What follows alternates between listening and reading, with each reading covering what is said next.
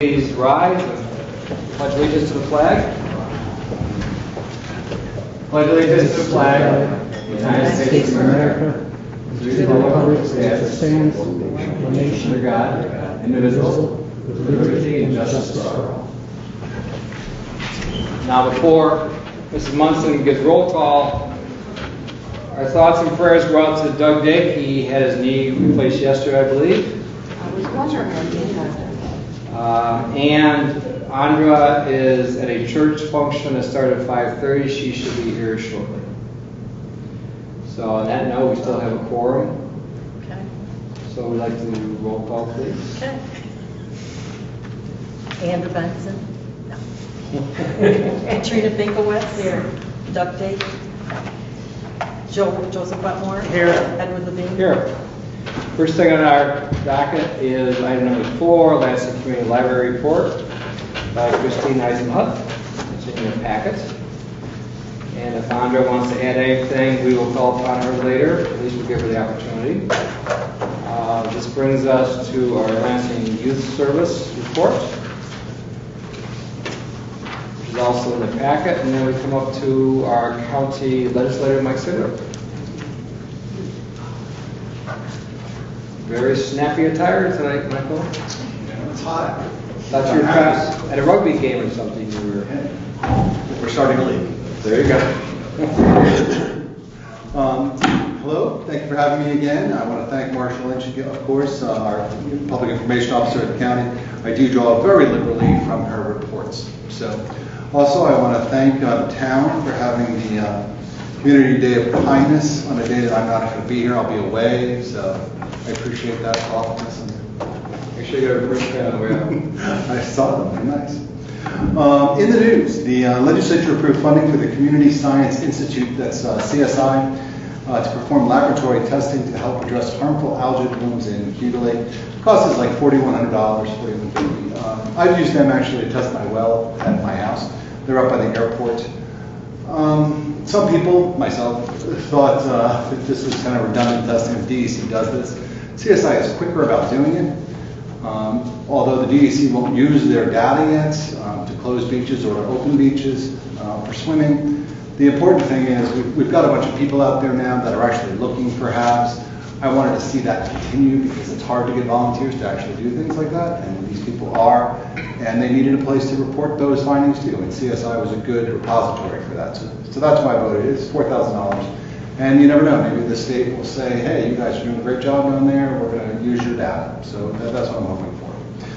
Just a quick report. I mean, there were 24 algae blooms last year. 18 reported so far, although not all those have been confirmed as HABs. So we'll see after this giant rain that we had, if we have any more blooms. Airport expansion, the first bids were opened August 3rd. And that has a cost estimate of about $5 million. We're going to get a full report on that at F&I, and then there's going to be a full report at our next legislature meeting, I think, to see what the bids actually said. Phase 2 is going to be coming up this fall. That's dealing primarily with the geothermal energy conversion. And then the last bid, phase 3, that focuses on the solar energy improvements and the new federal customs facility. That's the big chunk. That's $8 million. And that will go to bid in early 2019. The legislature rewarded the Downtown Ithaca Alliance $42,000 in county tourism funding. This was under the STIP program, the Strategic Tourism Implementation Program. We want to do a continued study of the Downtown Ithaca Community Conference Center. One thing that Ithaca and Tompkins County doesn't have is a conference center. So we have great hotels. They fill up on the weekends, but then during the week we don't have a whole lot. If you needed a good example of how you can rectify that, Watkins Glen built a really nice hotel, has something of a conference center, like right in the hotel. They're booked up through the week a lot of times, and even into winter. So that's kind of what we're looking to do here in Tompkins County, is to be able to attract, not giant conferences, but some. I mean, if we could get some, then we'll have people spending money here during the week, which would be great. Also, in some other tourism news, organizations have until September 11th to apply for tourism funding for the fall. I recommend any groups do this if they think they're qualified. There will be a workshop on August 21st to explain how to apply to this. If the organization has a strong potential to draw folks from outside the county, that's really one of our goals. But it also celebrates local culture. We would love to hear from you. There are 2 grant categories: new tourism initiative grants. These are for projects that have occurred less than 3 years in a row and are not supported implementation of the county's strategic tourism plan. The max award there is $25,000. So if you think that you can qualify for that, that's great. Community celebration grants, kind of like our parade coming up. That helps assist in events and programs endorsed by a municipality that are free and open to all and planned by community members as a benefit to the community. And the max award there is $2,000. So that just kind of helps you get the word out about your event. Again, that deadline is September 11th. You can go to tompkinscountyny.gov/tourism. That'll tell you all about it. Again, there is that workshop too. That's August 21st. It's 3:30 to 5 p.m. at the Tompkins County Public Library, which is downtown. Again, these are not funded through property tax either. This is all through hotel room occupancy taxes. Also this month, we received an update on the Office of Human Rights. It was stressed that the office stands ready to assist people in assessing the state's complaint process. So basically, if you have a complaint, you go in, we will help you file a report. We will not advocate for you one way or the other. The state does not want us doing that. That is not what this office's purpose is. We do not have an MOU with the state to do any type of investigation. But we also understand that it can be difficult if somebody has a complaint, like, what do I do? How do I get this in front of the state? That is what this office is set up to do. So that's what we're working on. Lastly, the Tompkins County Legislature, and this is important, we are looking for an individual to appoint to the Board of Trustees for the Tompkins Cortland Community College. There's a couple openings, or 3 openings actually, right now on the Tompkins, on TC3's board. One is appointed by the governor. We have no control over that, but the other one we have control over. So if that's something you want to apply for, just call me or email me. You can also go to the Tompkins County New York.gov website, and you'll see on their advisory board application. You can apply right online, so it's great.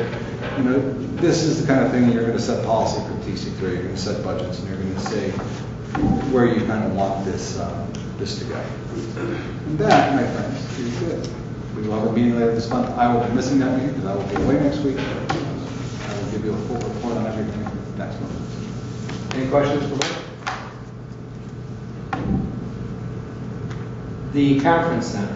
Yes. And maybe Arthur might go along and help us bring you into the discussion. Since the governor wants to create the airport center, is there an area up there that we can perhaps use as the conference center? So now you include everything. We have a major artery, which is Route 13. You have the airport there. You have a variety of different ways to get there, as opposed to going through a municipality. We have land up there. That would be feasible to do. Cornell has a lot of land up there. And, let's not forget about the mall. We've got 60,000 square feet of Bon-Ton space sitting there. It's just there. They're selling the fixtures. They're selling everything. If you want something, you take it there. So, 60,000 square feet there, and they don't have anything to fill that. And there's a number of open slots. I will also say that the mall does have new stores. So if you've not been to the mall in a while, there's some new stuff there. So maybe you can go check it out. But there are some openings there too. We have land. I think the issue with the conference center is you need the concentration of hotel space, which is what downtown has. It's got 3 major hotels and another one coming in. And that gives you the rooms there in which people can walk to the conference center. So I think for the airport to work, you need more hotels up there. I look forward to those being constructed. Well, I understand where the point is, but if you're going to be futuristic like the governor is, where he wants to make international one center, I think his vision is one that I think at least I could agree on for the conference center. That would be the center, because to fly into these things, if you really want to go major, if you want to be big, think big. Just saying, now's the opportunity to have that serious discussion, as opposed to the same game plan of downtown Ithaca. We all know how the traffic situations are and accessibility. But anyways, that's just my 2 cents. Hyperloop between downtown, Cornell, and the mall. I look forward to the next step. Okay? Yep. Thank you. Thanks. Next on our list is Parks and Recreation, and now this is not a typo, this is Pat Terrell. First of all, we'll give you kudos for, this is not throwing stones at anybody else, but Debbie Munson was very grateful that you got your report in early. I hope that's not youthful enthusiasm, I hope that's not and to have everybody also bring their reports in as fast as you can. It helps out our clerk. That's not throwing stones at anybody. But no, thank you so much. And this is very surreal seeing you right here in front of me, my friend. Why have you seen it every day this week? I do. We have a lot to talk about with you tonight, so we're going to be interacting with you a lot, but please go ahead. Okay, I'm not going to read everything on this, but I will touch on a few things. Recreation side, it's been a busy couple weeks, but we had our soccer camp last week with a record number of kids, 247 kids altogether. Benji Parks and Eric Stickle do a great job with that.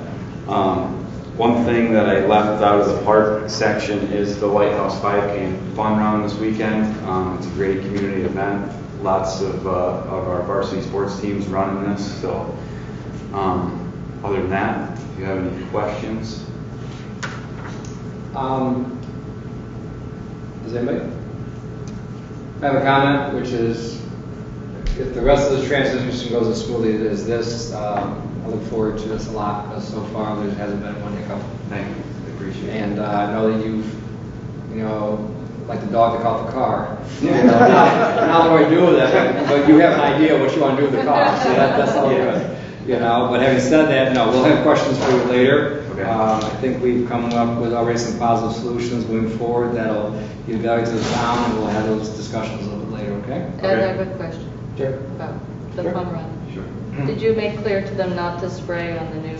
Yes, we are actually using lime dust or chalk, depending on what you want to call it, which will be gone in one rain. It will completely disappear. Okay, thank you. Yes, thank you. Any other questions? Okay, next comes our highway superintendent, Cricket. Another busy person. Yeah, so, of course, I got my report in early too, so. That's right. Yeah, it must be stuck in my email. I didn't find it? No. So anyways, just kind of the norm going on. Been working on some different storm drain projects, drainage projects. Obviously, we've been testing out the drainage well this week. Everything's plugging along there. Drake Road will fire up on Monday. All the materials delivered this week for that, so that'll be under motion there. Other than that, we're just kind of movers and garbage men this week. We took care of the couch and somebody that decided to use your road for landfill down there, so we got all that stuff squared away too. So We didn't have any drainage problems with this? no, after rain? and I say that, my heart certainly goes out to the folks on the other side of the lake. We've unfortunately been in the same situation. I'm not sure if it's been that bad, but no, I certainly was thinking about those folks, and praying on our side that how fortunate we were, because there's been a lot of devastation, in several different areas there. So we're fortunate. So I'll take it. I noticed that report in which someone said they looked out their door and the refrigerator was going down the street next to them. That's impressive. Oh yeah. So no, it's They're really hurting over there. yeah. So hoping for a speedy recovery for those folks, because it's not an easy thing to deal with, from the homeowner to certainly the municipality. So other than that, if there's any questions. The only thing I would say, this is the general public, if you have concerns, reach out to Cricket, because they do go on Facebook, they do message me, which is fine, and I respectfully share the information with you, and I know when you can do it, and a lot of times you're there the next day. So it isn't a matter of they're not getting to it. A lot of times they don't know these concerns are happening, and you address them as quickly as you can, and I thank you for that. Right. So I thank you. Like I said, I wasn't aware of the garbage, and then when you shared, I'm not a Facebooker, so so when you share, I thought, well, somebody posted it, it's like, well, all right. So squared away. So Thank you. Thank you. On to our planning consultant, Michael.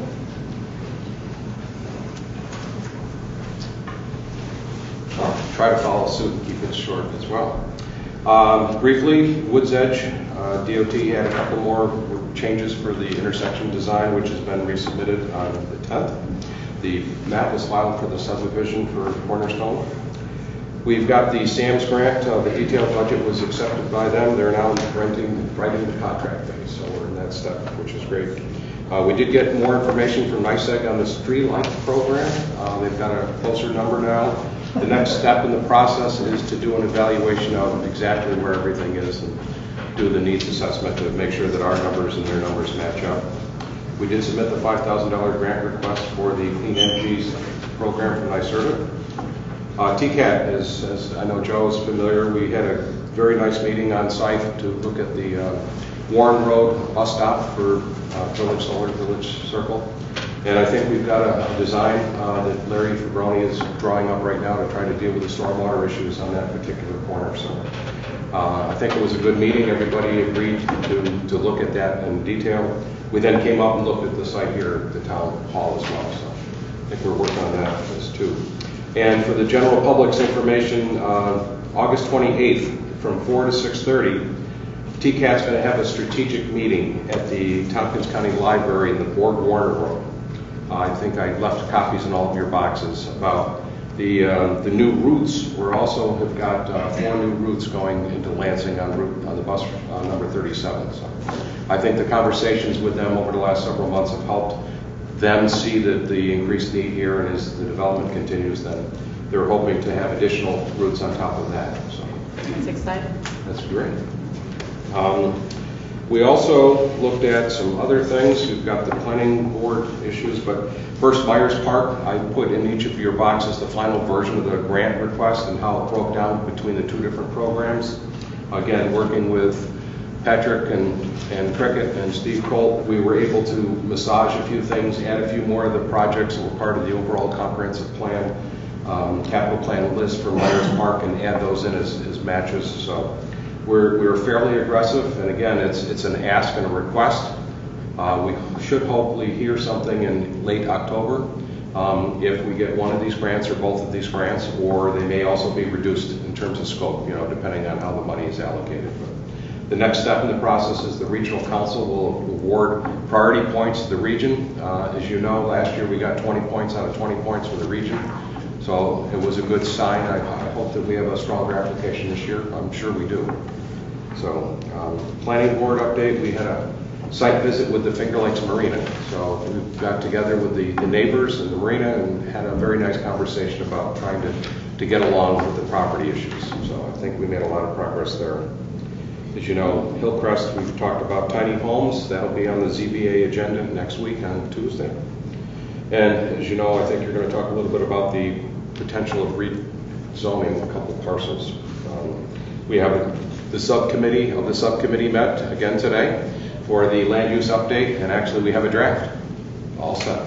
So we're going over a final version of that right now. Hopefully we'll get it to the subcommittee. We're going to meet next on the 27th. It's 5 p.m. before the planning board meeting. Just want to clarify, the draft is the definitions. Draft, just the definitions, that's correct. So, 27th at 5. at 5, right here. So I think we made a lot of progress on that. We have a few more. And you can see the different projects that are before the planning board now. John Howell's subdivision was approved last Monday, and the others are in process. So, do you have any other questions? Thank you. There's no engineer's report. There's no ad committee. They'll meet probably in the fall. Move to item number 12, privilege of the floor. If anybody wants to speak for 3 minutes with a maximum of 20 minutes per privilege. I understand the Ag Committee's first meeting is in October. And that's perfect. Okay. No privilege of the floor. Let's move on then. Item number 13, resolution calling for a special town election for consolidated water district extension, number 3.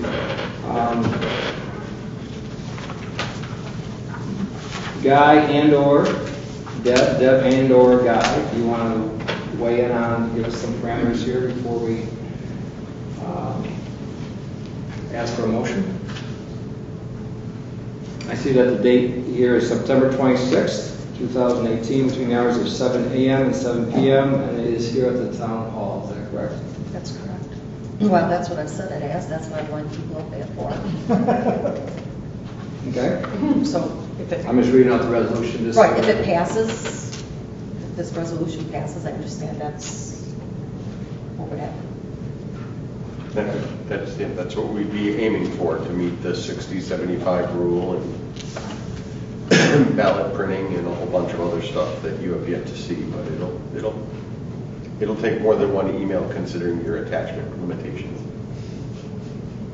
I've got a question on the proposition. So you're saying the debt cost of $1,020 per year, but the first year is going to be $1,246? Is that what that's saying? Where are you reading, Joe? Well, What page 7, the proposition itself. At It's the up beginning of ballot. the proposition? It's at the end. At the end of the proposition? Per household finance, the debt cost of $1,020, and the first year's cost is $1,246. What's your question? I'm making sure I understand what that's saying. The first year, you're going to charge everybody $1,200. The debt cost of this is $1,020, and if you purchase and use water, the average estimated water expense is the differential between $1,246 and $1,020. That was not clear to me at all. Okay. Can we clarify that a little bit? Because I did not get that as the water cost at all. With water usage. Okay. Well, that's not written in stone because you could use more water for With- less. Yeah, I know, but I had no idea what those two numbers were. And That's what the That's because 5,000 they're based on the public interest order, which is the form which generates the final order, which is the form that you mirror to create the ballot question. But if you'd like to make an amendment and hope it flies with the comptroller, please feel free to so amend. I'm not sure what the parameters for the comptroller and all this are. I just know that me as a person reading this did not understand what was going on here at all. Okay. And so if you have some suggestion of how I can clarify this that would not cause it to slow the process down, but would give the average person reading this to understand the first year's maybe water cost would be approximately. All right, so let me give you some things that have happened. Mrs. Jones on Algerine Road, they just had a water district put in, okay? Mrs. Jones does not want to hook up the water district, but she's in the district. Right. If these are the same parameters, Mrs. Jones pays $1,200 every year. Right, I got that. Okay, end of story. If Mrs. Jones does hook up, okay, she'll have to pay for, hopefully the curb box is put in because we stress, for instance, water district number 3, that when Cricket starts to put into these water lines, that they meet with Cricket, so the curb box gets put in because that is in part of the bond. If you wait 3 years to put the curb box in, it's on your dime. Okay, I use that little blurb there. So Mrs. Jones now goes ahead and puts the water in. Okay, the estimate is for the minimum amount is that difference, which would be $226 a year. Mm-hmm. Based in on a minimum amount of 5,000 gallons. 5,000 gallons per quarter. That's what the cost is. That's what the minimum amount is. Used to be 10,000, now it's 5. Now, if Mrs. Jones uses 6, that price could go up depending on the usage. I understand. Okay, so but if Mrs. Jones does not hook up at all, does not put any pipes from that road to her house, that's what she's looking at every year. This year. We understand it now. The question is somebody reading this, Is there going to be enough other than the comptroller, going to understand? going to be confused? Because I didn't get it. I didn't understand it either. So is anybody else going to read it? I mean, it's in our conversation, but maybe it doesn't need to be changed for. I just want the people who get this to know what it's saying. That's my goal. And since me and Katrina didn't understand it from reading this, I assume that somebody else out there is not going to as well. I can't speak for other people. So can we stick something into these ballots to explain what the Sure. Let me know what you'd like to put in. I want people to understand this, and 2 out of 3. I get that, but I've explained it to you, and I don't know what language will make it clear to you, so. No, I we got have it the clear. I language. want to have a process in which the people getting the ballot understand it. Okay. That's what I'm looking for, is a process to make sure the people who are getting the ballot understand this, And you're saying if we change the ballot language, then we might have a problem with New York State not liking our language. I don't know. It depends on what the change is. I understand that. I'm trying to avoid that. Can we stick a slip in that explains this out in more detail to explain the ballot proposition? Or is that going to cause problems? When you look at the public interest order we have, look at the information on consolidated water district, any of those, they give you an EDU cost on there when you look at the literature there. And the way I read this is that, once again, this is not the maximum, but on the other hand, it's a number that people either can live with or they can't. Right, I understand that. I just want the person who gets this ballot to understand what they're being told. Has anybody come up to you and shared their concern? Nobody's seen it. Well, they've seen the petitions, and they've seen the map plan report, and they've seen everything else. And I'll say it this way? And well, we've had 2 informational meetings about this already. So there's been plenty of dialogue out there. I don't know whether, if you want, like I said, Guy says, you want to give me specifics, I'll be more than happy to see where it goes. But we have had numerous informational meetings, numerous discussions as far as what the approximate cost of this is. Now, that doesn't mean that if somebody has their friend do the backhoe work that it's going to be cheaper to hook up. So all these are variables. But this gives a pretty good parameter, I would believe, what the price is. And that's what you're looking for, I believe, is a parameter as far as what range are you comfortable with. Once again, it's, 75% of people wanted this thing, and it was right there on the petition. There it is. So it's up to them to do the legwork if they think there's any concerns about this and share it with their neighbors. This is not my agenda. My agenda is not in this at all. So we'll leave it as it is, and you're likely to get a call from somebody who wasn't at the meetings if they're confused as we were. Is what it is. I mean, you're going to have the information available at the... Give me proposed language, and I can decide whether or not I can go in there without screwing things up, but we're not there yet. And what I'm saying is writing it here in the meeting is not probably going to give you the best language. I want to think about it and work with you on it, and we don't have time for that. I got that. Well, we do have a date tentatively set and people lined up. Now, I understand. Let's just go forward with it, and I hope the public understands this. Yeah. We still have time for questions. You still have the information available or will on the website, right?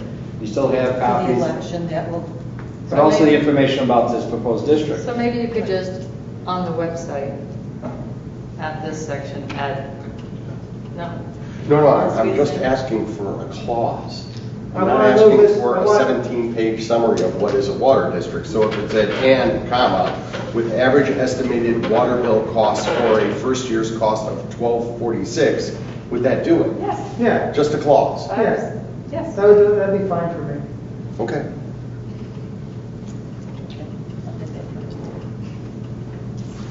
So rather than put the word total, we would put average first year's All cost? documents, but I'll do it. Potential average for Is that what I'm reading, that you take out the word total, put an average?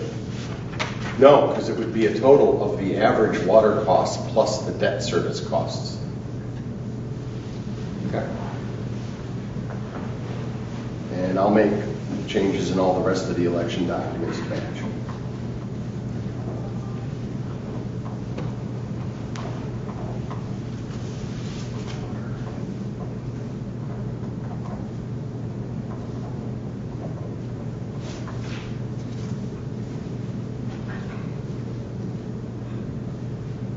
So having said that, I'll move in. I'll second it.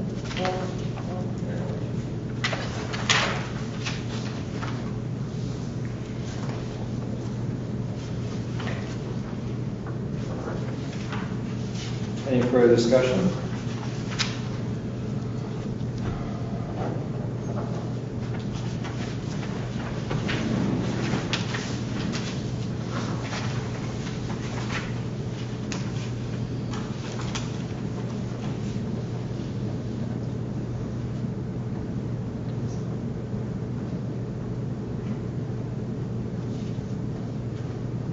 No further discussion, Mrs. Munson? Katrina Binkowitz. Yes. Joseph Wetmore. Yes. Edward Levine. Good, yes. Moving on. Resolution requesting reduction of speed limit on Buck Road.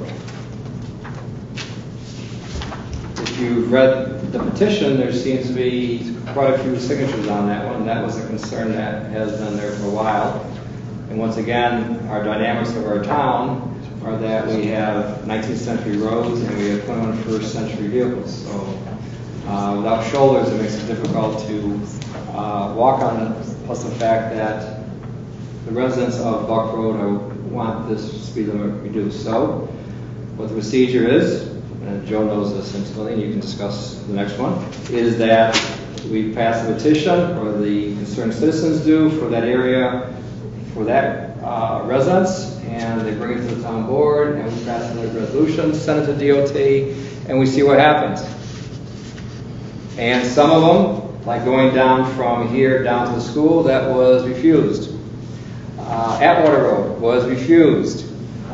They think more of changing the contour of the road. Once again, Brickyard Road used to be straight. As a kid, you used to fly right through off 34B, zing right down there. Pray to God you didn't hit the church, and you were fine. But they changed the contour of the road. Hillcrest, go down Hillcrest, look over your shoulder, here comes Trip Hammer. It was a yield, nobody coming, fly right through. Pray to God you stay on the right-hand side. They changed the contour of the road. So there's different ways they do speed limits. Okay? So it's not a given, but all we can do is try. So I would like to make a motion to accept this resolution. And I will second that. Good. Any further discussion?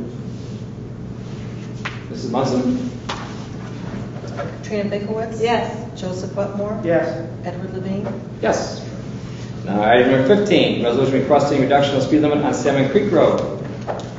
This is the area just north of the Red Bridge, which is a blind curve going into a single-lane bridge that's 55 miles an hour right now. And I passed petitions around, and people were very enthusiastic about lowering the speed limit during that period of place.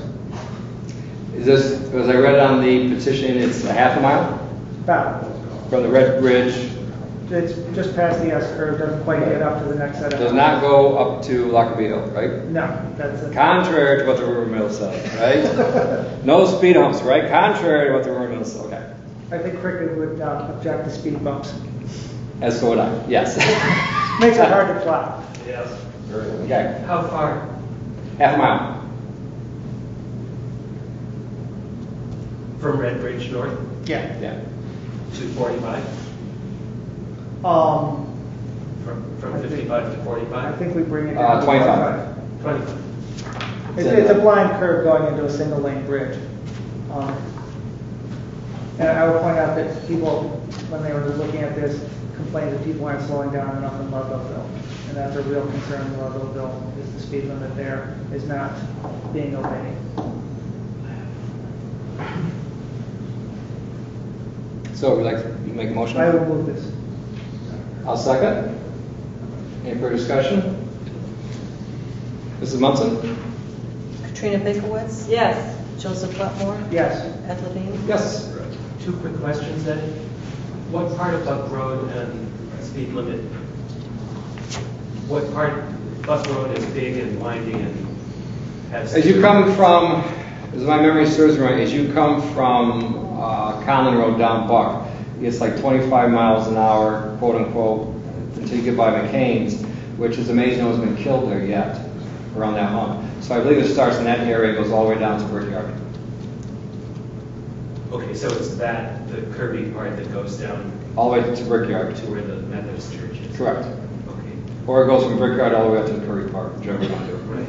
Yes. Or both. Indeed, I appreciate that. So the speed limit right now is 55, That's my understanding. and what do you want it to be? I believe it's, no, it's, it's always one of the crowd. I thought it was 25, but let me just verify this with you. I know the one Joe was asking was 25. It's in the resolution, but let me just give you some clarity. I can show you the actual petition of what the people wrote on, what was stated on the petition if you want. I have it in my office. Sure, after the meeting. Sure.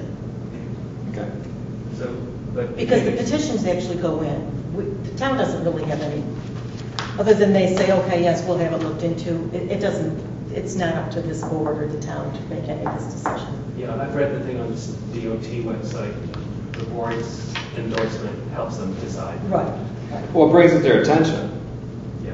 So are we talking 25 there, or?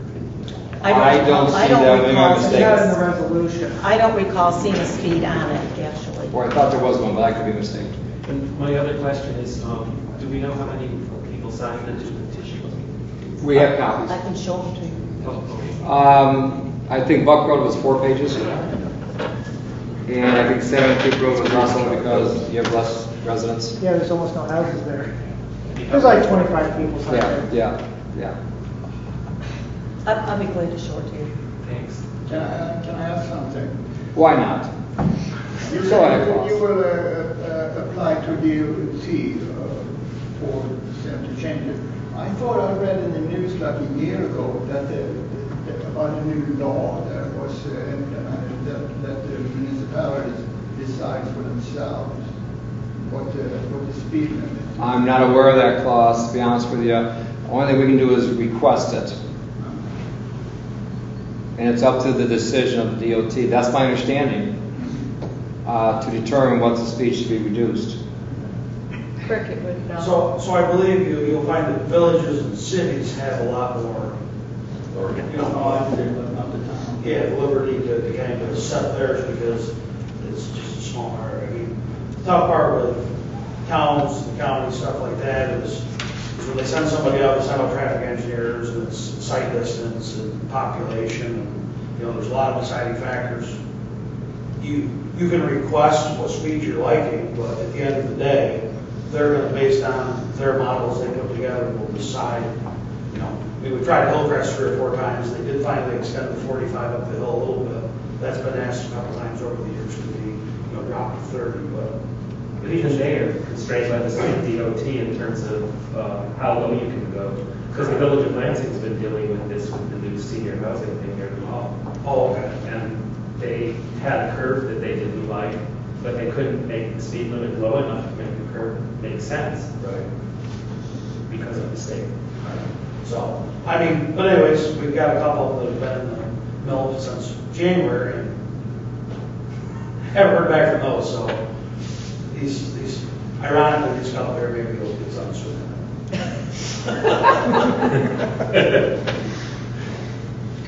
Reality. So we passed that, we can move on then. That's going to be item number 16. We didn't have that vote, did we not? Yes, we do. Thank you, we got off track a little bit here. Item number 16 is the resolution declaring August 25th, 2018 a day of recognition to be known as Community Day of Kindness. This is for Kyle Aaron. I'm calling you, Patrick. You give us some background on that. I know he's big with sports. He was big with a lot of stuff. He was actively involved with soccer. Big in a lot of things.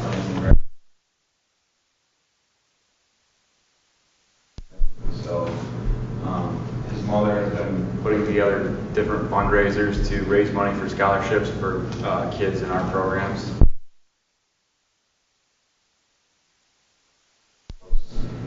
Kind of fundraiser things, but a nice thing that she's put together. They've already had one of those already this year, haven't they, baseball tournament or? We had a softball tournament, yes.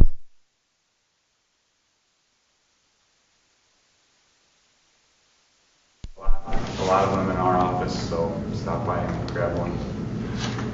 Okay. Any questions for Patrick? He seems to be.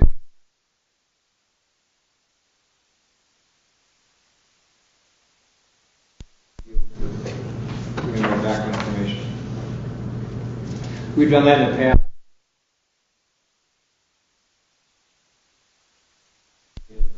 And I think this is along the same vein. It helps, I hope, a little bit with the pain.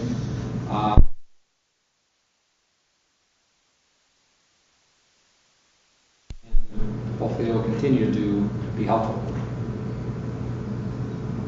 Any other comments or anything?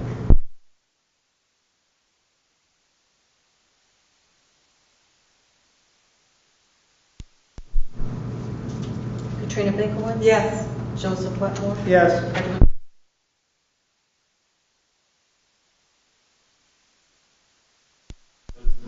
the town and county tax bill. Question.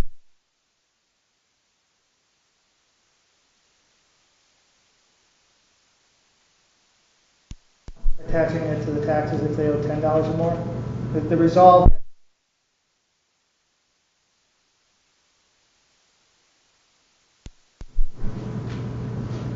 I'm just wondering if $1 is a small enough amount.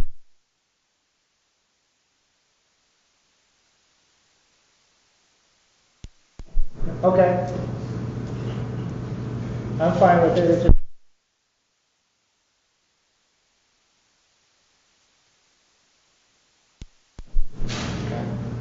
Any other questions or comments? No.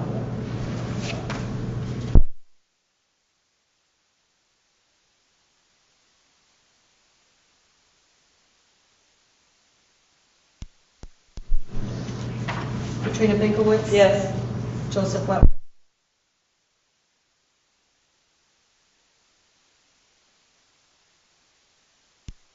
Permission to form Consolidated Water District Extension number 5.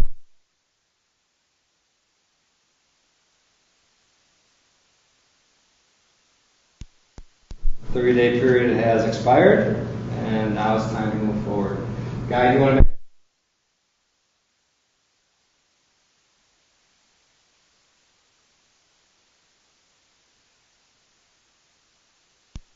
Just so you can sign it. Let's postpone this thing.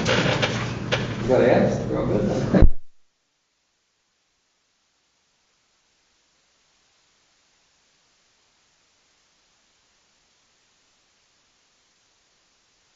Or had you remove it next week, 2 weeks. No worries.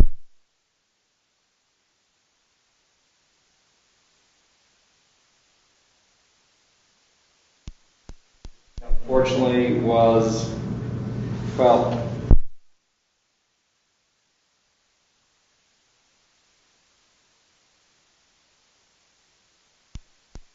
not the 6,000 you might have thought it was. Okay. That's 6,000.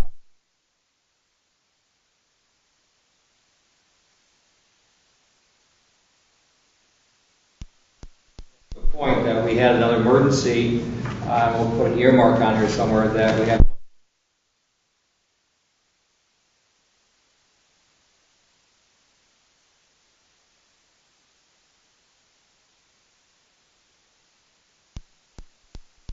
The other condenser, now.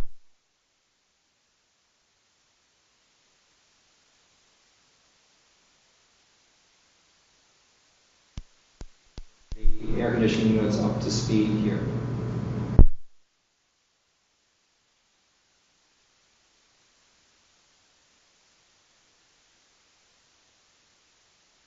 No, I'm simply clarifying because we had that discussion.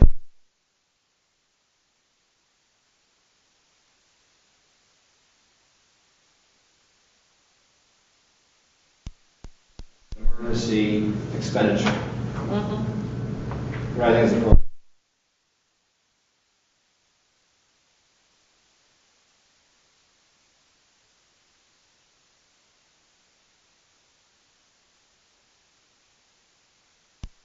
Well, as everyone is melting, so exactly. So this is where.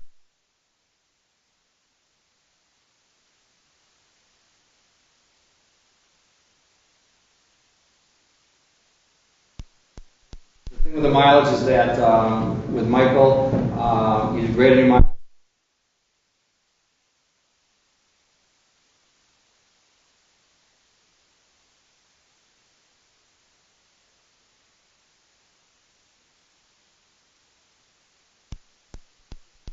Was there anything, so it's not clear? Okay, I do those. Okay.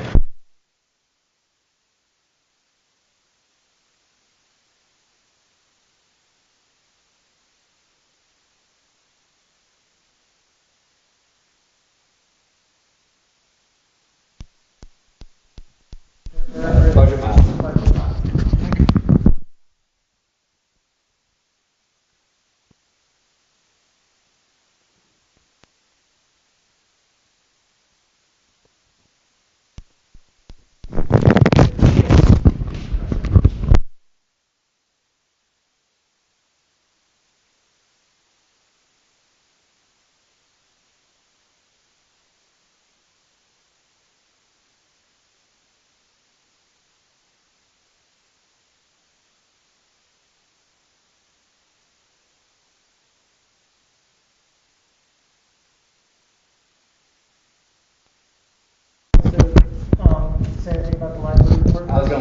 to a board member to use that as a segue, so if you want to move out, that's fine.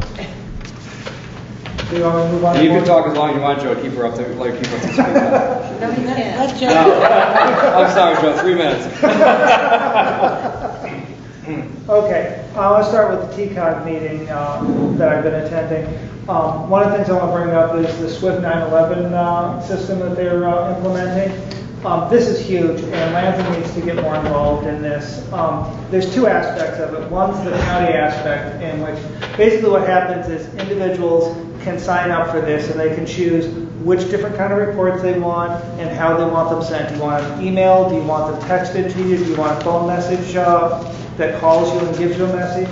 For emergencies, the county sends out these things automatically. So, for example, Tuesday morning at 7:47 in the morning, I got an announcement that Seneca County had said that routes 96 and 89 were closed due to that storm that hit them. And at 3:45 in the afternoon, I got another message saying Route 96 is open, 89 is still closed. And so I know what's going on because I signed up for all these reports that those roads were closed without having to listen to the news, without having to go around and look. I just automatically know. So I encourage people to sign up for this because you get very valuable information right away. The second half is where the town can fit in because there's a second half where we can set up categories of non-emergency things like special meetings, public works, Cricket can tell people about water main breaks and stuff so that we can communicate with our residents. And these things are segmented so that it could only go to Lansing people, it can go to people who sign up for it. So I really think that we need to get involved with this and get a Lansing component and encourage our residents to sign up with this. What's the next step then? I would contact Christina Dravis and figure out how we can start plugging in some of our things. And we have to assign somebody who will be the one who inputs those alerts. So we have to figure out who would be the most logical person. Would it be your highway superintendent? Would you be, who else? You get one or two people, so it could be somebody in the clerk's office and someone in the highway department who would then be able to input a message to the residents saying this is happening, whether it be a highway maintenance issue or whether it's a meeting issue. No, good for you. Watkins Glen has something called Red Alert, where they've done the same type of thing. It was here, Water Wagon Road washed out, be careful, whatever. How you implement that, that's been on our docket for a couple of years. I think, now's the time to do it. And if you give me that contact information, I'll contact her ASAP. As far as signing up for the one that exists, you can do it right now. we could put it in the next newsletter. Yes. You can do the newsletter, you can do it on the website, you can do it to the Lansing Star, because Lansing Star would love to do an article on this, I'm sure. I actually did one when they implemented it. I have to say, from just me talking, not anyone else, I'm finding it a huge pain in the ass. I signed up for the Lansing ones. I'm getting them from all over the county, and they wake me up in the morning. I don't like it. Good to have the people. It's nice to know stuff, as Joe said. It's not nice to wake up in the morning because something new happened. So I think that there are bugs to work out, and one of the things that I thought when they first implemented it, and I raised that question at that press conference, was that when you have a system like this that goes to people's phones, goes where they live, you have to not abuse it. You have to make sure that you're not just telling them everything because you think it's important. You have to scope out what they think is important and get them that information. What I find interesting is, and I'm not minimizing this because I think this is something that has great value, is that on Facebook, there are people that are they share their stuff. I mean, not what kind of chocolate cake they had to eat that evening and what the recipe is, which is okay. I like chocolate cake, don't get me wrong. But they'll say, for instance, road washed out, 89, 96 are washed out to this point, be careful at Taganic. I mean, they say this stuff and they say, please share. And this is another piece. I'm not saying it is the piece to take the place, it's not at all. But I get a tremendous amount of information, and I also, as you know, Facebook, any flooding in Lansing today? Right. I ask those questions all the time because once the conversation starts, it's amazing how that flies through. But this is something that we'll still be aggressive with, and we'll still pursue it and see how it tweaks. And I think from there, people will decide if they really want it, because they can always unsign if they want, or tweak it or whatever. And you can choose to not have phone calls and just have email messages. Yes, I did choose that. James, there we go. And by the way, the emails aren't coming. So, So I guess- when you are set up to do this from a town perspective, then I would like to do a story. Okay. I will pass the information on to Ed. But don't expect me to like it. We'll check don't the- like it. We'll check the editorial at the same issue. Yes. So onward to the planning department is trying to work more closely with the towns. They're putting together a draft guide for 239 reviews, and their goal is to help both the towns and developers understand what a 239 review is going to be like, and so that there's no surprises, so the developer knows what the county's comments are likely to be and can adjust it before it goes to the county. They're looking for other ways that they can work with the towns. One of them is they're proposing in the 2019 budget to give each of the towns $500 free in GIS services. And this would be really useful when we're doing our zoning map revisions to have, at least some of that paid for out of the county money. They're also looking at proposing a matching grant to allow municipalities to hire grant writers to help with that process. They're talking about having some of the county planners attending planning board meetings to try to get the dialogue going back and forth between county planning and town planning boards more direct. They're talking about hosting a planning board training session that would count as credit for training for planning board members that would happen here in the county that people could go to. So there's a lot on the county planning board, which are really trying to work with the towns more. They feel like they haven't connected with them well, and they're scoping out different ways and trying out different ideas of how they can work more closely with the towns. The Ithaca-Tompkins County Transit Planning Committee. I bring that up in part because the Ludlowville Bridge project, they are shifting some of the money from this year's yearly budget to next year, and they think the bridge is still going to be done next year, but they assure me that if the Ludlowville Bridge gets pushed off, the Route 34 bridge is going to get pushed again. They will not do the two in the same year. But what was also interesting is I brought up the concerns that the residents had about widening the bridge.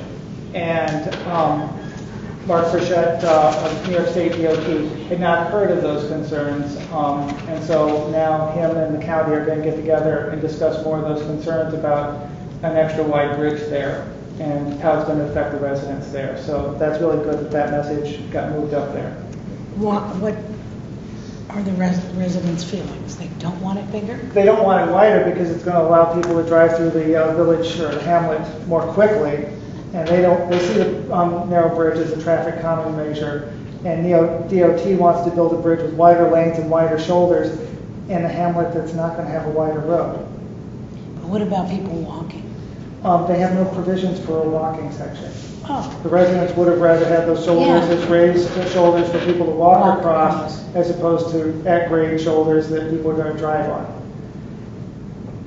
As you know, one of the concerns is farm machinery. Mhm. That is very tricky to get that across.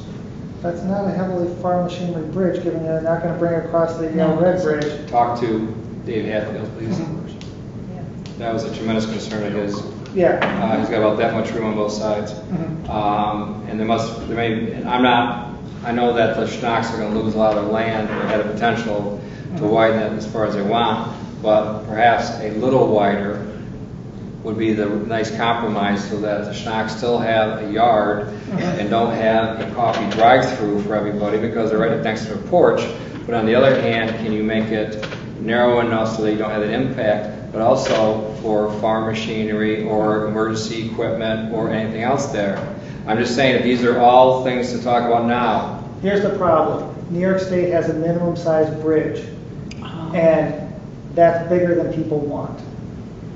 And so the question is, can you change those parameters to make it actually fit what's needed in Ludlowville and not make it the minimum size, which happens to be bigger than anybody needs in Ludlowville? And will impact And will certainly impact. 2 homes, yes. Yeah. Where is this bridge? Is this on Doug Road? The lower. Go down Snake Road, or you go down Brickyard and take a right. Main bridge. Oh, that bridge, the It's metal the thing. main bridge, yeah. The metal thing. Yeah. Yes, that's So what you're scheduled to be saying is that the replaced minimum next year. bridge is bigger than that one? Yes, considerably. Actually, if it's state, federal money, it's the federal highway requirements, not the state's. Oh, Well, the county was saying it was state highway requirements too. Yeah, but they use the federal because they're using 80% federal money, Mm-hmm. 15% state money, and 5% local. In any case, the state's getting together with the county and talking about the residents' concerns and figuring out what they can do to accommodate some of those. Well, at least they've had the conversation. That's what I'm excited about, is getting the conversation going. We talked, Mike talked about the bus shelters that are getting implemented. I'm really excited at seeing the Village Solar Place finally getting a bus shelter moving forward. And then I want to quickly talk about the Keuka Lake Watershed boat ride that's coming up. Are we sending someone? I would like to see. I plan on going. You plan on going? Excellent. That's the fourth Wednesday. I don't think I have a meeting that. It's So don't the make fifth call. Wednesday. Don't call an emergency meeting, please. I mean, I think you're the one that calls them. yeah. Well, Ed, note to Ed, do not call emergency meeting. Okay. Yes, I will go to that one. And there might be room for me or Katrina to go as well. I've been talking. More the merrier. And I'm glad to see that we're paying our dues this month. I saw that go by in the. Yeah. And finally, I'd like to acknowledge Chris, who's been filming these for the last 8 months, and I understand you're leaving us. And I want to thank you for making these available on the website. And we'll miss you. And be on the But TV. congratulations. Okay. That's my report. Is that 3 minutes? Ish. Ish. Well, That's good. You had lots to say, You did though. my report too, so you can buzz past me. Okay, doesn't matter. So, would you say anything about the library? One thing we're going to need about the library for that $3,000 that we authorized is an invoice Oh, of some sort. And, nobody said anything. well, no, this is just. Okay. just That's part- saying something. We're saying. We got invoice. 3,000 reasons to like do this, and Okay. that's so if they could send us an invoice, what it goes towards, it's like the story or the Okay. program, that would be fine. We could probably authorize that check Next month. next month. Okay. The only thing to report is that this Saturday is the end of the summer reading party. I think the summer reading went exceptionally well, and they pulled in more teens and more adults. They've decided that it shouldn't just be for little kids, and so they were very, very pleased about it. And everything else, I guess you can read in the report. And then one for the Lansing Youth Commission or Youth Services, we don't meet in August. But all the programs that they sponsored for the summer are full and everyone's going extremely well. I'd just like to mention that the Silly Lily Puppet Theater on this Saturday is a lot of fun. Oh, it and is. I really recommend it, Where adults is- and kids. Where is it? It's right at the library. The Puppet Theater? Yeah. It's a lot of fun. Yeah.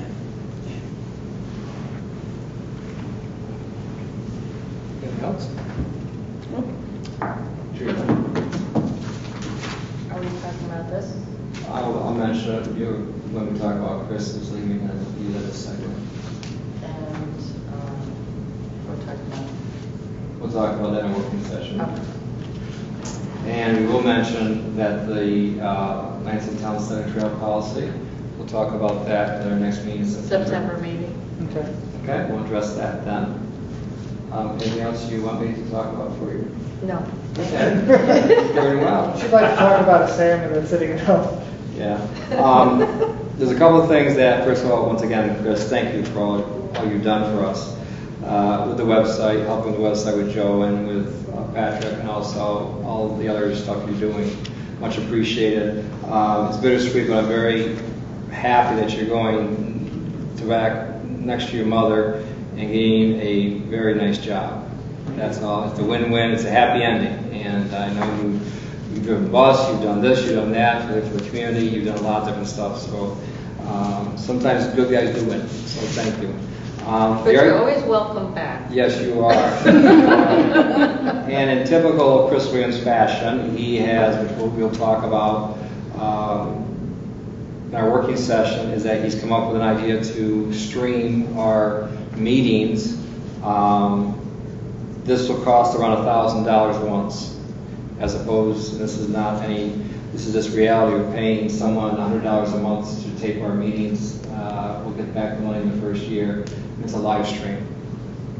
And this is something I hope, having thrown it through our IT guy, he seems to be comfortable with it also, which is good. And at the same time, I think we'll talk about microphones, maybe getting the clip microphones also, because they seem to have it with that good sound.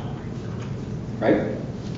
Possibly, we could broadcast our planning board meetings as well. Well, you know, that's $1,000. You can tape a lot of them. You can tape every meeting. Really. I mean, you can tape you can take ZBA.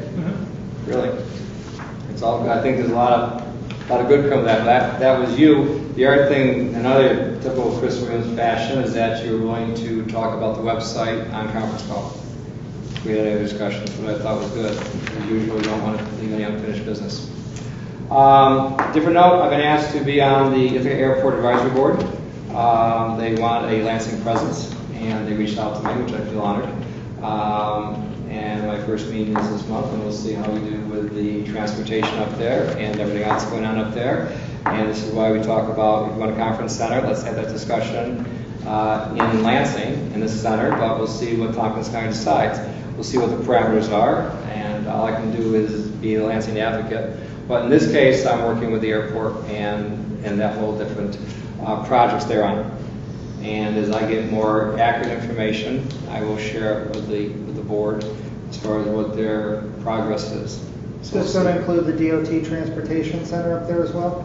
Yes. Because I know the neighboring residents are very concerned about that. Yes. And that's all part of the process, is the communication ad nauseum and to try to lower the temperature. So that's where I would at. What else from this? Once again, Chris Williams is leaving the ZBA. So we'll be accepting applications for people that want to be on the ZBA. Once again, I think it's an excellent way to learn about the rules, the zoning, a lot about the town. It's a great educational way to get a better feel for the whole processes on that. So. Class.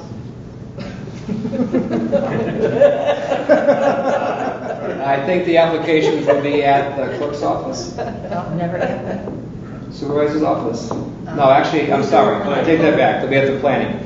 Sue will have them. I actually reached out to her already to put ads up in the paper. So we've already, I take that back. That's right. We will go through the code office, town office, that whole building. Okay. I guess the only real requirement is Lansing resident? Yes. 18 years of age. 18 years of age, Lansing resident? U.S. citizen? I don't know, I'm asking. No. I'm sure it's on there. I'm sure they'll be detailed. If anybody has any questions, they can ask Sue or Yes. Michael or Lynn. Before we You will deviate. let us know, I'm sure. Other than that, Mrs. Munson, thank you for working as hard as ever, getting the things for the election ready. Another thing on your plate.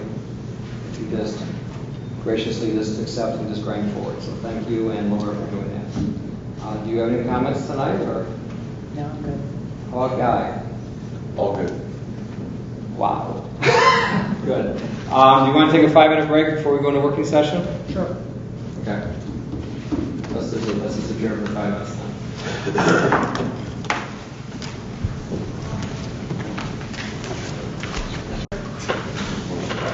We have all the players in the room. Next on is our working session. We have a few things to discuss there. First thing I think is zoning changes. We had mentioned that somewhat at our first meeting in August, and we were having Guy look into some of the legalese, so to speak. And I wonder if you've had any luck with your research. Well, I did conclude the research, and the vast majority of modern cases say whatever you wish to find. If you want to find a case that argues the sun rises in the west, you will find it. But the actual law on this issue is largely set in the 50s and 60s, and that's where most of the rules are laid out. And if you analyze it, the question comes down to what is spot zoning, and more importantly, what is not spot zoning, because the term is misused with startling frequency. So the size of the parcel, there's a whole lot of factors that go into it, and there's a lot of secondary rules, but basically, spot zoning is something that is inconsistent with general community planning. Not only or necessarily the comprehensive plan, general community planning, recognizing that communities change, rules change, land uses change. So I go through the progression of the different variations of the theme and then do a very, very minor analysis on the 3 parcels that are making it through potentially to be proposed by a local law for map changes. This is in the email you sent us an hour or 2 ago? Right. Okay. I just wanted you to have it in time for the next meeting where it was presumably going to be discussed. Because I included the cases so you could see variations on the theme. There are some where it was approved, some where it wasn't approved, some which talk about how it isn't necessarily spot zoning if you're just extending an existing zone. Spot zoning is more so common when you drop one zone inside of another. Oh, that's a residential zone. Well, boom, we're going to put a business zone right there in the middle. And the most important factors are what are the history of land use, and only in the 60s, late 60s, early 70s did they start adding things like impact on the general community. Because that's when that became popular as a guideline in variances in site planning. But you'll see that I include cases saying that a lot of that really doesn't go to the essence of the decision, but it's a factor that can be considered. Okay. So, you know, I broke down a lot of it. Most of it is older case law, because if you don't understand why the rules are what they are, you can read a current case and not extract the correct data out of it. But it's quintessentially a legislative judgment. The town board will determine in each zoning matter whether or not any zoning change, small or large, is consistent or inconsistent with general community plans, which is the comprehensive plan, town center plan, your resolutions, your policies, your history, your land use development patterns, your expressed needs. If you have only single-family homes and no affordable housing and you need apartment buildings, you're going to change something. So it looks at all of those factors. It's not clean. It's discretionary. So let me ask another question. When looking at these, assuming we wanted to pass them, should we do them as a group, or would we be better off doing them individually? And are we going to have to then do individual seeker for each individual proposal? And I would simply do it as one map change. Okay. Otherwise, you have to do individual public hearings too. Well, I'm asking what we need to do. and Right, saying you're we do making it- minor adjustments to the maps. I'd go a step further and suggest that if there are other places where you know there are historical errors, because of the habit of drawing a straight 300 feet wide, or mistakes, or areas that we know where there was always needed a correction because a road was realigned or something. There's a few of those tucked here and there. So you could lump it in with all the other corrections. If they're mostly corrections, I would take care of all of them at once, but you can do it in waves. I mean, So this is chances not- are you're not going to find them all until you actually get down to the ordinance itself. Yeah. So I guess if there's other people that are concerned about these things that have not come forward, do they still have to go through the same procedure, going to the planning board first for recommendation, or can they come directly to the town board since that conversation has already started? Yes. Okay. I mean, the No, right of that's- any that's- citizen to petition the town board for a zoning change exists. Okay. Right. It just so happens that the town is already going through a zoning update. Okay. But we as a town board could just sit down and say, we think this one ought to change because, you don't have to. Well, you need to refer it to the planning board as well, but yes. So we should, we should come up with what we want to do, and if it's substantially different than what the planning board recommended, we should send it back to the planning board for recommendations. Well, if the planning board already made recommendations. I'm saying if we plan out something different, let's say Mike comes up with a list of 10 other little tweaks. I would say, well, you would have to. Or then we're proposing this, get their recommendation and bring it back.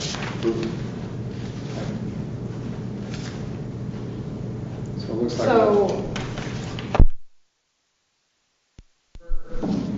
taking what is apparently a map cut, I would say, on the curve up here, and circle it, that's not a spot change. That's an adjustment that's consistent. And we do or do not need a seeker for something like that. Oh, well, no, scope of the project. Right. I don't necessarily assume I would be the one to do this. When I looked at the town center pieces, that anything about that in the spot zoning standards, Right. but both reasonable and perspective you hadn't thought of before at a public hearing and public clearings. Sure. Michael, you want to add anything to this? Most of the changes that have been discussed recently were things that both with the committee and with the planning board, laying out there that might be attached as well. Asphalt paving, is another commercial it's the zone, the line was never. Again, I have to, say, Andy, we were trying to do them as a comprehensive look. Comp plan done.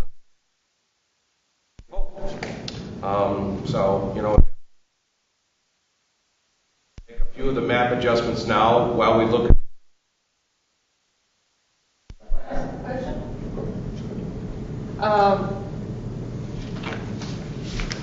Your property over here on Trip Hammer? Nick, isn't that your property next to the? Yeah.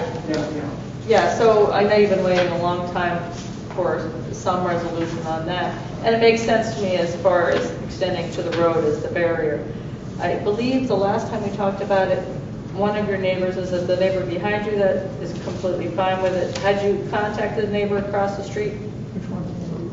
Across Franklin? But if you want this one, Franklin. this is Chicago. I was just curious This is if, Franklin. I mean, if you don't have that many neighbors, and of course, yeah. There used to be a trailer there. And obviously, when we have our public hearing, Yeah, they would. we'll be contacted, but it's always nice to be. I would just, Sure. yeah. There used to be a teeny diner here. Any other questions or comments? So I guess we'll look at your recommendations, or the information. Well, they're more of an analysis and a Yes, thumbnail sorry. sketch of how you could break it down one way or the other. At least there was only one that I found was even potentially equivocal, but I don't make the decision, you guys do. Is that the tiny home one? No, that one didn't even make the list. Oh, I think that one would have been unequivocal. I agree, yeah. I think we use the same pattern as we did with the incentive program, just send the information on the other incentive program or other examples, and from there we formulated a policy. I think we'll do the same thing this time, just with information, to at least see what other examples are done and see if we have, in this case with the spot zoning, there's a whole bunch of stuff he sent us. I think some of those are examples. Some of that might be justification, some of that might be not justification, but those are for us to pick and to read them all and see if we find a comfort zone that we can agree on, that is still quote unquote. Well, yeah, there's cases that find spot zoning, cases that don't find spot zoning. I was really choosing them because there's hundreds of them based on whether they were sort of a bellwether that signaled a new issue or a new change. But you can read them and extract what you wish. I just find spot zoning has negative connotation to it when a lot of times it's not really that. It's a correction of something that in many cases is a proper adjustment. So, you know, when they say spot zoning, I take that with a grain of salt, that we're all of a sudden saying, we've got to ram something through because Mrs. Jones wants to do something right away. Well, right away is what, 8 years? Or whatever it is there, and it goes consistent with the comp plan.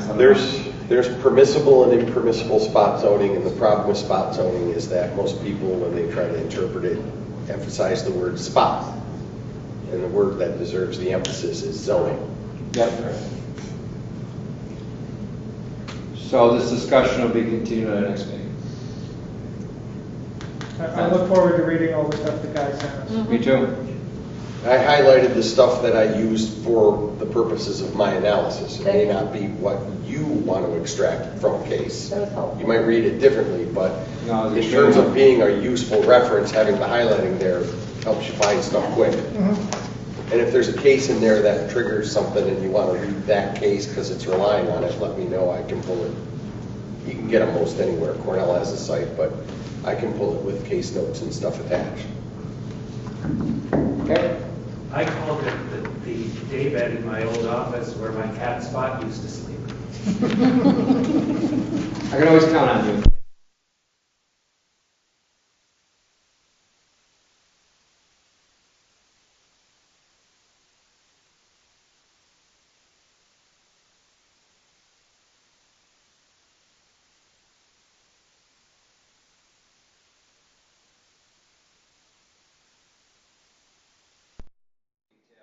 The next few days.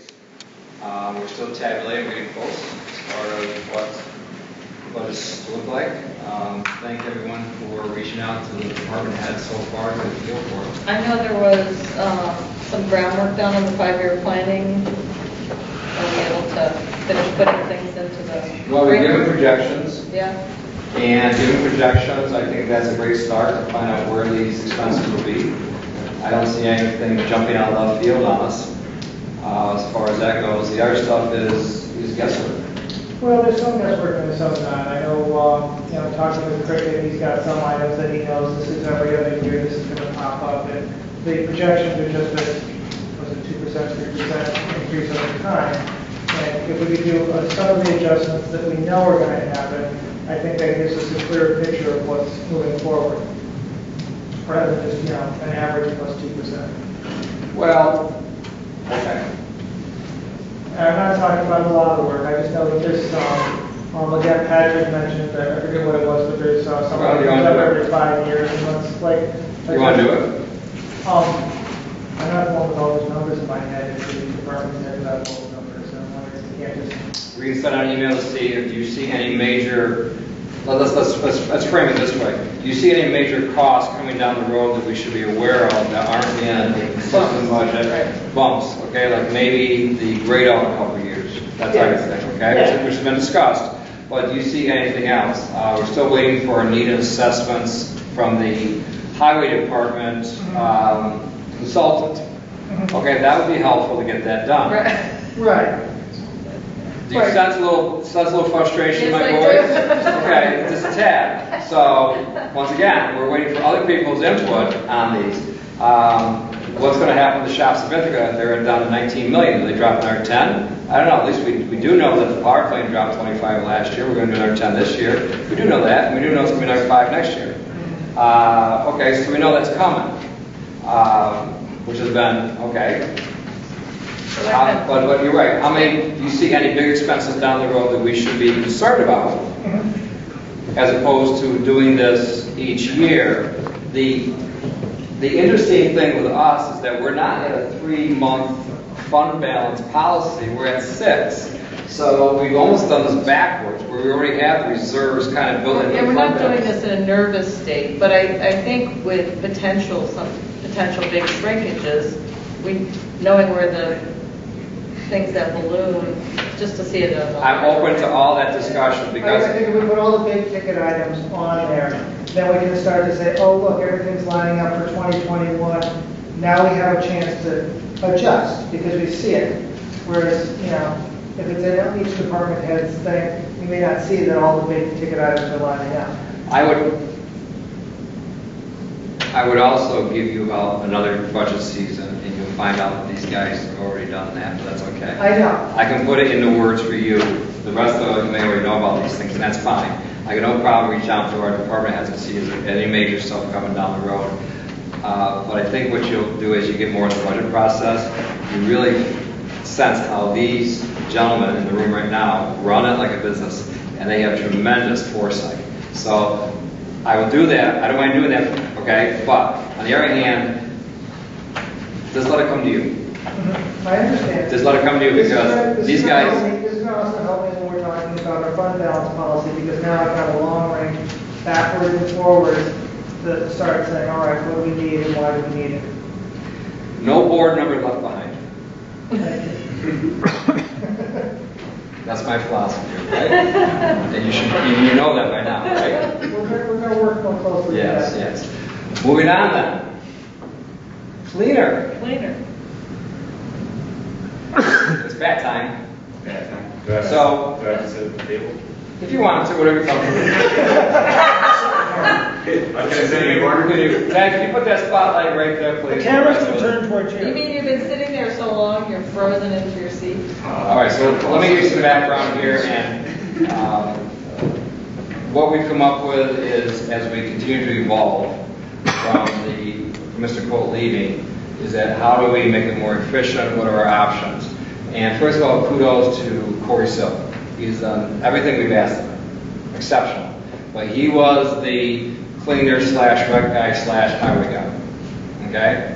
First priority was cleaner, otherwise we couldn't justify keeping him on full time in the wintertime.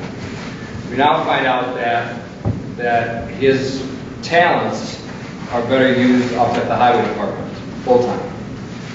He did everything we asked him, got his B license, exceptional work ethic, sweats and doesn't complain. He just keeps his mouth shut and grinds. So he got past the probation period, right? So he used to do that in the salt mines. He used to have the one guy push the car for 6 months and didn't whine. They actually kept him.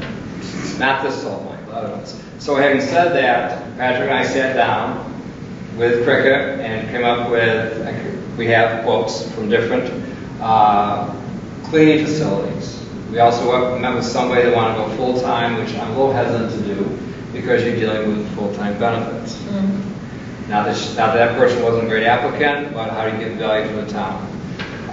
We projected that person would have cost us, can I openly talk about this stuff, or should we go to executive session? We're not talking about something specific, are we? We're talking about. You're talking about a general budget. Okay. I'm really hesitant to do that since we talked about this stuff before. We should. Right. So, okay, in general. You're not talking about a person, you're just talking about the needs of a position, right? We find that a full-time position would cost us around $45,000. We find that this cleaning service that we've interviewed today will cost us less than $20,000 a year. And we can always tweak it if we need more. The thing of it is that in the wintertime it needs more help because of the salt, the mud, You gotta add hours. Yeah. add hours. But in the summertime, it's less. So having said that, we have a base scale here, but we also would be able to move forward with more continuity because they would do it 5 days a week. They could do it, they wouldn't do the offices, they would just do the basic bathrooms, and they would do the community center. So there would be times when Patrick would work with them hand in hand. Patrick has an excellent skill set for that because he's actually done it. So he knows what's involved. And he was... What's the name? One that we're considering is Grant Wilder's company down here. He's right down the road. He's So Lifer just hired him. Did they? And they're very pleased. Oh, good news. Yay. I thought. End of that discussion. So let's move on to executive session. But no, he's the one that is considered. Keep in mind that also that if we pay him for the other 5 months this year, so we're talking 20 grand, what is that, times 12, which is 10 to the 6, which is about 16,666 per month. Those are 5 months, we're talking about 9 grand you have to come up with. But having said that, it's also going to free up Corey to help with Patrick because his seasonal help is gone. So everyone moves over one, so to speak. I understand all that, but I'm questioning, are we hiring this person just for this period till January and reassessing in January? Are we going to have this long-term contract? Are we gonna be getting over the $20,000 a year threshold and actually having to put out this for bid? He's at, in the sheet, 1925. 1925 a month. So times 12, that very well might be over that threshold. That's why I'm concerned. There could What we be, could do is do it for the end of the year. That would keep us under, correct? And we have 3 bids, which I would like to see. We gave you copies that they should be in your box. Yeah. I only saw one, or I didn't You get understand it? what. I thought it was in there. Yeah, they were in your box. okay, so Then I didn't understand who the bids were from. it could be considered a trial period too. I don't think that's a bad idea, is Right. review it and see if we're happy with them, and then come back at the end, and then come back next year. Like, then renew a yearly contract or something. Yes. Let me ask Guy if that feels comfortable legal-wise. Well, it sounds like they're an outside contractor doing maintenance work, maintenance and cleaning work. Mhm. I think you'd want to find out. It sounds like their bids would have to be based on a prevailing wage rate under Article 9 of the labor law. So, unless the Department of Labor says no for cleaning, that doesn't apply. Like window cleaners get a raise. You hire an outside contractor to do, there's 2 prevailing wage laws. One is Article 8, Public Works, and one is Article 9, maintenance and cleaning type stuff, general building workers. They're both governed by prevailing wage. So we would have to go back to this company and ask them if. No, you'd have to have them supply a PW number from the Department of Labor and get a determination as to what the rate is or whether it applies given the nature of what they're doing. And that would apply to all these bids. That's why I believe, though I do not know for certain, but I believe that's why most towns hire laborers as cleaners as opposed to contracted out because of the prevailing wage issue. But you can call, check with DOL, but I think they're going to tell you it's Article 9. What is your understanding, Pat? So I don't know that. Obviously, the guy has a better handle on that sort of stuff. I know that I don't believe the R&M had prevailing wage in their quote, and they do Bolton Point and the town bid together. So that, I can't answer that. Yeah, you get more information than I do. Yeah. So how do we find out? You could always call Bolton Point and ask them. Yeah. That's probably the easiest way to do it. Because libraries are different. Yeah. Right. Schools are different. I don't know. It's almost frightening to go ask the Department of Labor because their usual answer is yes. Well, I didn't even tell you what it is. Yeah. It's like when you create a position in civil service, it's always competitive. This is The all, statute says it's not, but it's always competitive. this is all good discussion, so we'll do a little more research and hopefully have an answer and a strategy at our next meeting on that. If for some reason the answer is no, you don't need competitive wage for this, then as long as you're going to do the contract by public bidding on a year-to-year basis, and this year only has 3 months in it, then I don't think you have an issue. Because I think it's rational to segment the bid based on an annual. There's no dollar threshold for the prevailing wage. No, it's a penny. If it meets the rule, it's a penny. Public bidding is what is going to could trigger a threshold. As a good or service, it's only got to meet a $20,000 a year threshold. Well, that's how the bills have to include certified repairs. Well, if you're requesting. You have to request them. You have to have a vote of compliance. So I guess They will email the town and follow up and check on it. I just asked that question because we publicly bid any projects. We publicly bid a cold storage building, and obviously, it's a contract or whatever for this. I guess, I didn't know, I was thinking more of the owner himself was doing, you know what I mean? Obviously, that's a little different ball of wax. If it's a person with their company and they're the owner, they don't necessarily have to be paid prevailing rate. Well, I think you may be confusing union wages with prevailing wages, but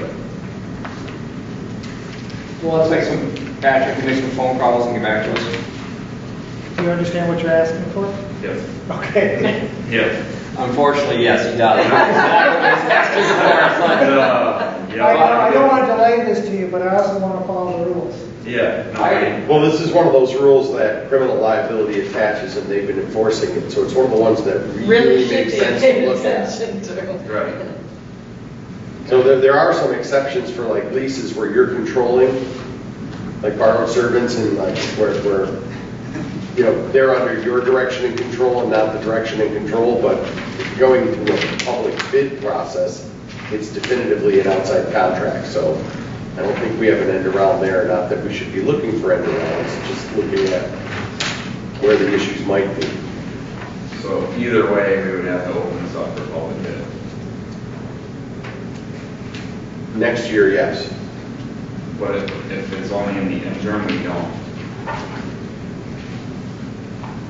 Yeah, I think that would be safe to say, and because it's services bidding, you could do it as best value. You're not stuck with the lowest responsible bidder. Okay. So you can take into account things like emergency service response times and things like that, warranty response times, which don't apply here, but the fact that somebody's right down the street makes a huge difference as opposed to someone who might have a lower bid in Elmira. That's right. Or if they were in Watkins Glen, they could not have gotten here 2 days ago. That's right. Okay. So, having said that, I think we should move to executive session. This pertains to a medical, financial, credit, or employee history of a particular person, corporation, or matter relating to said dismissal, removal, promotion, appointment of employment. Discipline, demotion, or suspension.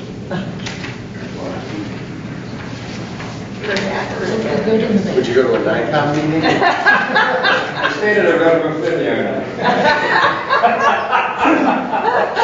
They hand those out at some of the NICOM meetings. I believe I answered that. You brought it home for him. Well, not to steal your thunder, I had one already.